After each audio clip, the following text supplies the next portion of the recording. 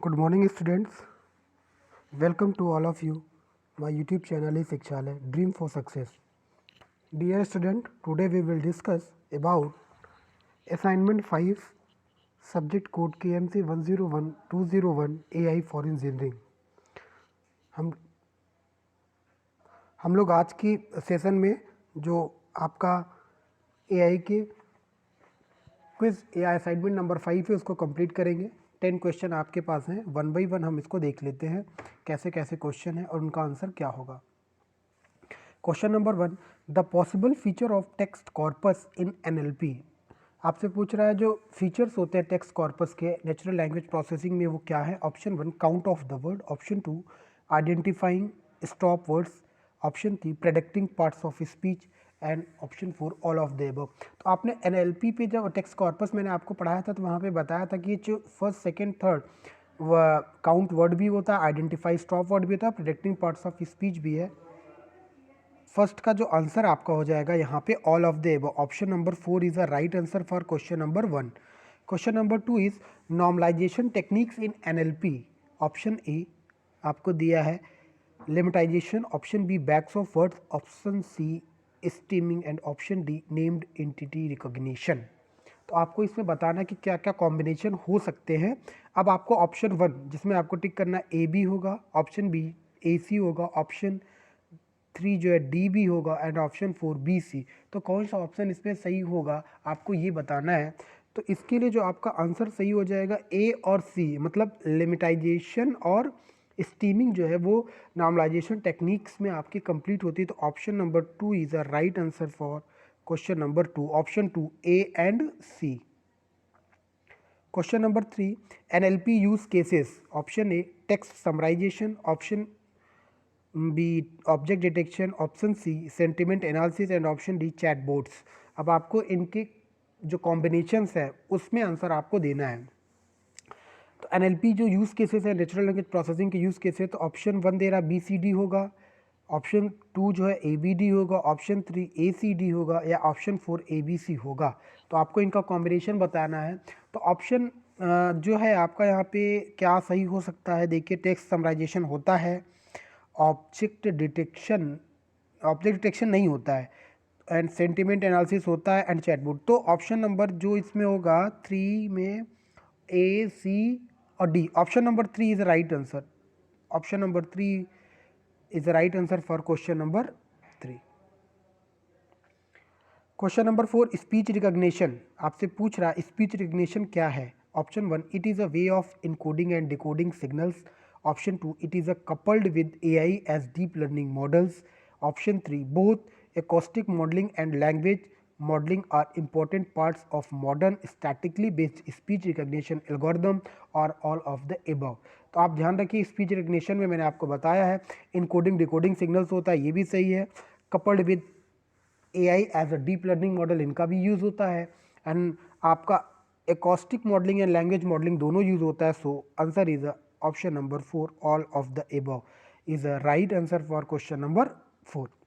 Question number 5, choose an incorrect statement in context of speech recognition. आपको गलत statement choose करके बताना है, जो आपको दिए गए विकल्प है उनमें से आपको बताना है कि कौन सा गलत है।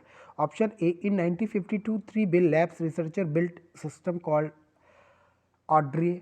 Option 2, modern general purpose speech recognition systems are based on hidden Markov model, जिसे हम HHM मॉडल भी कहते हैं, HMM model. Option 3, it can identify objects people places and action in images. And option 4, none of the above. तो आपको इसमें से बताना है कि कौन सा गलत है किसके स्पीच रिकॉग्निशन में, ठीक है। तो आप देखिए ऑप्शन 1 सही है, ऑप्शन 2 भी सही है, ऑप्शन 3 आइडेंटिफाई ऑब्जेक्ट, ये आपका ऑप्शन नंबर 3 जो है वो गलत हो जाएगा। So right answer for question number 5 is option number 3। Option number 3 is a right for question number 5।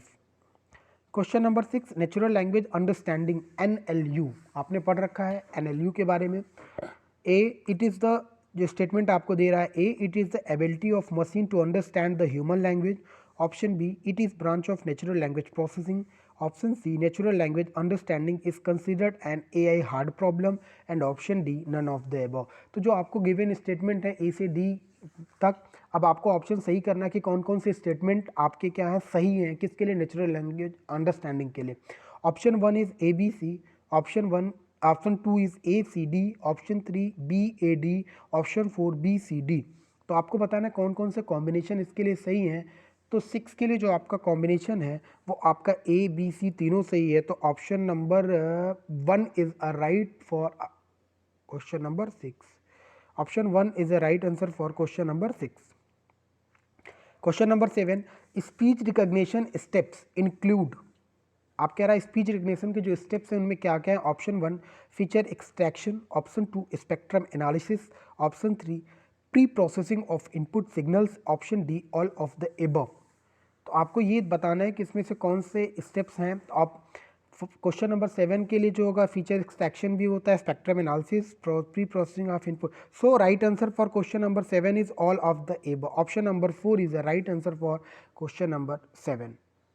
Question number 8, the interpretation capabilities of a language understanding system depend on option 1 the semantic theory, option 2 the syntactic theory, option 3 both A and B, and option 4 none of the above। Question number 8 के लिए जो आपका सही answer है वो क्या होगा आपको बताना है। तो interpretation capabilities of language understanding system, जो लैंग्वेज अंडरस्टैंडिंग सिस्टम NLP में है उसमें आपका इंटरप्रिटेशन की बात जो कह रही तो क्या यूज़ होता है, आपको मैंने पढ़ाया था सिमेंटिक और सिंथेटिक दोनों थ्योरी यूज़ होती है। So option number 3 is the right answer for question number 8 both A and B। Question number 9, application of NLU के एप्लीकेशन आपसे पूछ रहा है। स्टेटमेंट ए बता रहा है automated reasoning, statement B machine translation, statement C network congestion control, and D all of the above. इनमें आपको बताना है कौन कौन सा कॉम्बिनेशन होगा। ऑप्शन ए 1 जो दिया है CD, option 2 BC, option 3 DA and option 4 AB। तो आपको सही बताना है कि कौन सा होगा। क्वेश्चन नंबर 9 के लिए जो सही आंसर आपका हो जाएगा ऑप्शन नंबर 4, A और B जो है आपके लिए सही है। तो 4 आपका right answer for question number 9। Question number 10, method used in speech recognition system are. कौन कौन से मेथड्स यूज होते हैं स्पीच रिकग्निशन सिस्टम में। Option 1 hidden Markov model HMM, option 2 neural network, option 3 both A and B, and option 4 none of the above. So HMM भी use होता है, neural भी यूज होता है, नन ऑफ द अबव नहीं। So right answer for question number 10 is 3, option number 3 is right answer both A and B। तो students ये आपके 10 क्वेश्चन थे, ये कंप्लीट हो गया। अगर आपको ये चैनल सही लग रहा हो, आपको आंसर सही है, तो आप सारे आंसर्स आप सही कंप्लीट करके अपने टाइम पे अपने क्विज़ को सबमिट कर दीजिए ताकि आपका क्विज़ टाइमली सबमिट हो जाए। Thank you for watching this video. जय हिंद।